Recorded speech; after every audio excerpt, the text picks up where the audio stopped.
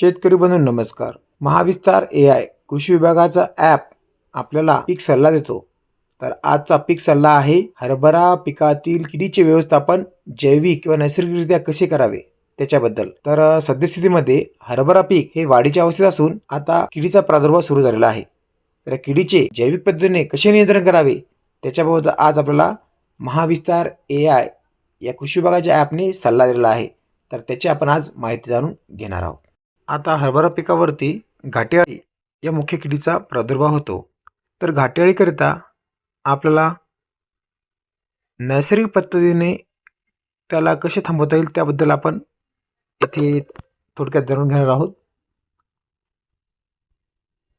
तर या ठिकाणी शेतकरी बंधूंनो, आपल्या शेतामध्ये आपण पिकांच्या वाढीच्या अवस्थेमध्ये अवलंब करायचे तंत्रज्ञान ते म्हणजे पक्षी थांबे लावणे.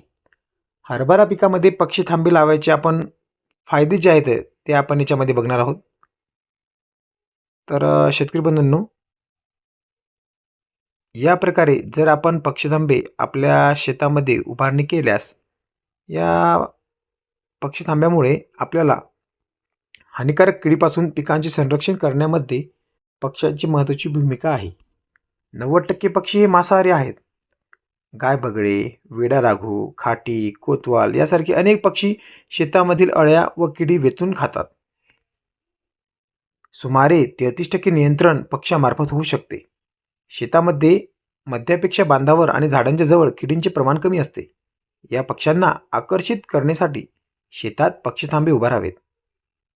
पक्ष्यांना जर किडी अळ्या उपलब्ध झाल्या तर ते धान्य पिकांचे नुकसान करीत नाहीत. पक्ष्यांपासून होणारा फायदा पाहता काही प्रसंगी पक्ष्यापासून होणारे नुकसान गौण ठरते. पक्ष्यांना शेतात आकृष्ट करण्याची पद्धती: पिकासोबत सूर्यफूल, मका, ज्वारीचे काही दाणे मिसळून पेरावे. कपाशीच्या किंवा हरभऱ्याच्या शेतात तुरळक ठिकाणी 2 ते 3 दिवसांच्या अंतराने सकाळी लवकर पक्ष्यांना दिसेल एवढ्या उंचीवर भात ठेवावा. तो खाण्यासाठी पक्षी जमा होऊन पिकावर किडी खातात. शेतात 15 ते 20 मीटर अंतरावर 2 वासे उभे करून त्याच्या वरच्या टोकावर दोरी बांधावी. टीव्ही अँटेनाप्रमाणे टी आकाराचा शेतात काही लाकडी अँटेना उभे केल्यास पक्ष्यांना बसण्याची जागा उपलब्ध होते. शेतात 1-2 ठिकाणी उंचावर रुंद तोंडाची मडकी बांधून त्यात रोज ताजे थंड पाणी भरावे.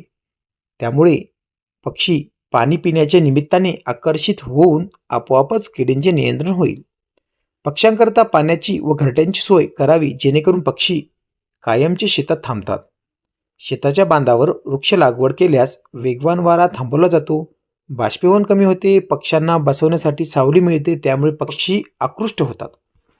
तर शेतकरी बंधूंनो, हा आहे पीक सल्ला.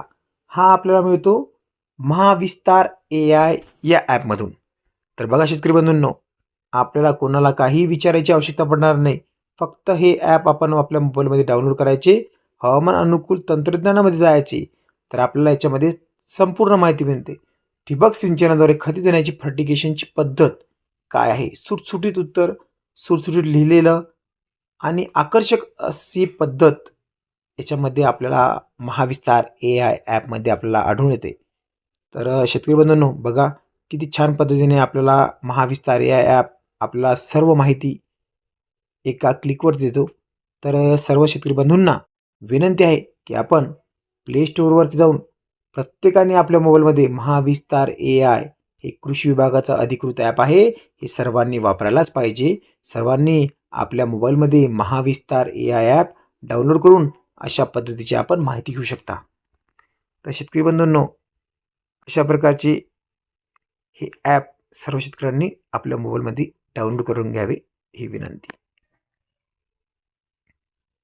धन्यवाद.